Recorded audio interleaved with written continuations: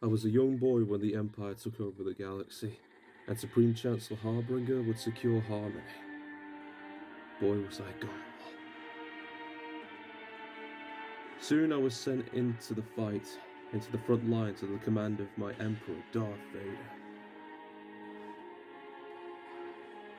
Just like my father was, we were tasked to bring order to the galaxy, to eliminate any threat to the Empire.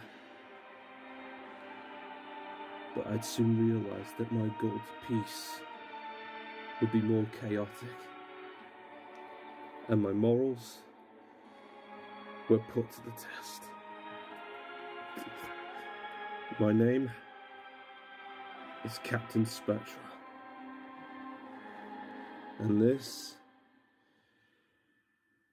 is my story.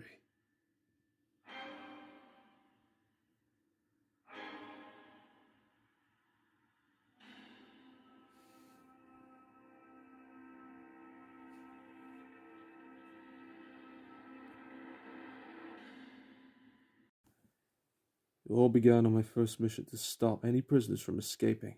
With my friends, Kat, Eon, Alder, and Bills, under the command of Commander Solfar, we found the prison destroyed, and were soon on cleanup duty.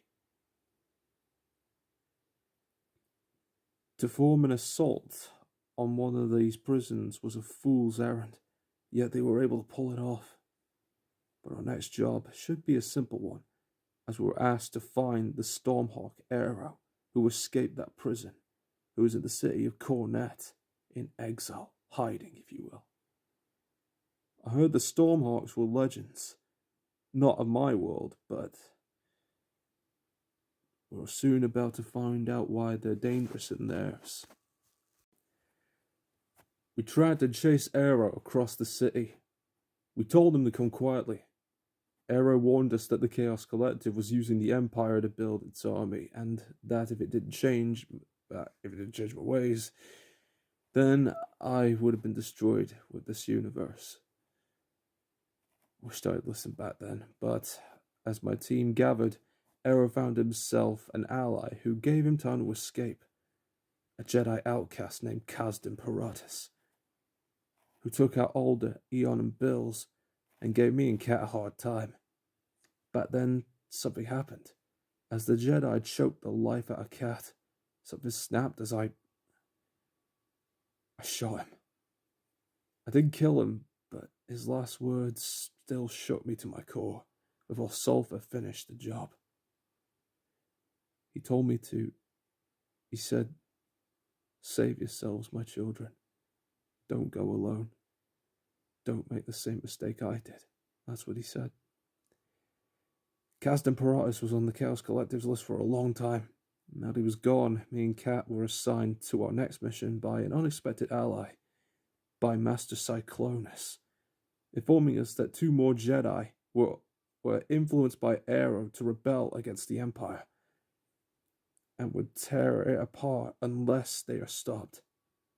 That was when I realized the Empire I knew, the Empire that saved me, it changed forever. Many had said that Master Eve Koff was dead, but he was only in hiding. When Aero told him about the Collective's plans, that it would destroy the galaxy, he found the redemption he wanted and fought again as a Jedi in the shadows. He came to Onderon as a traveling priest. Instead of killing us there and then, he sensed that there was conflict in both mine and Kat's mind, and offered us a path to healing. "Go to Tau," he said. "There you will find your way, and truly save the galaxy," he said. It broke my heart when he felt betrayed that the Collective found him out, as me and Kat left. But I felt no hate from him. It was like he succeeded in his goal. He was looking for a place to die. Kat and I were on our way to Tau.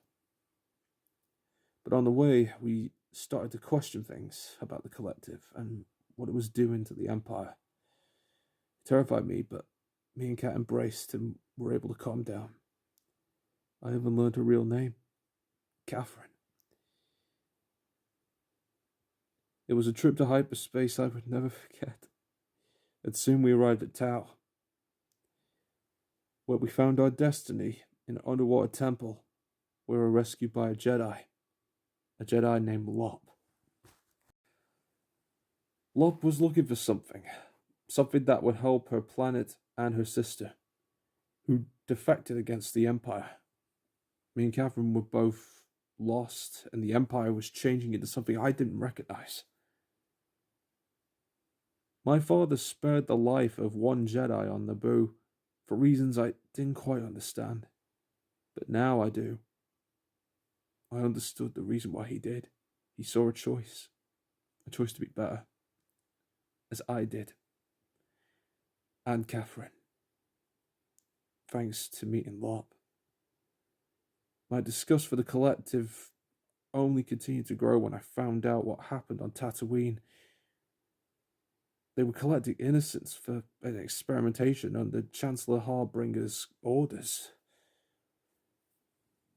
What happened in Mos Espa changed me forever, as I was forced to the planet's service. We were forced to collect, but when two orphans were found scared and alone, one had blue antlers and the other one had purple horns.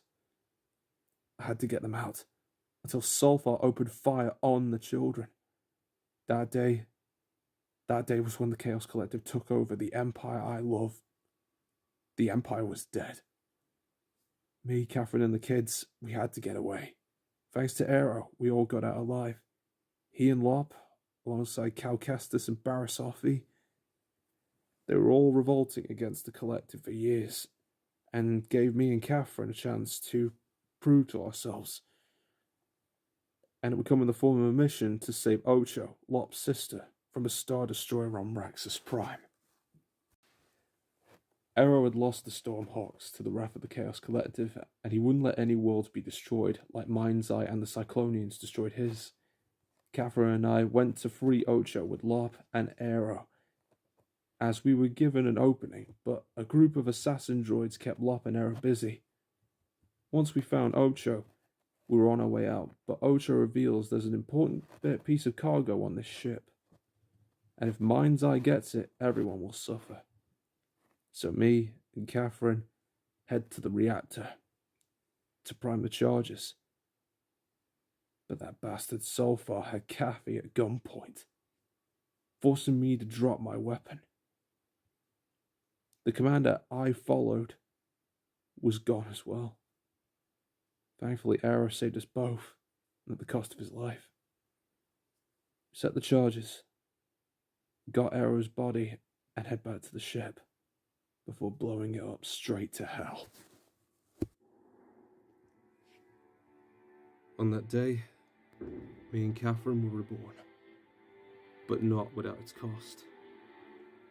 A Stormhawk showed us the way to a better path,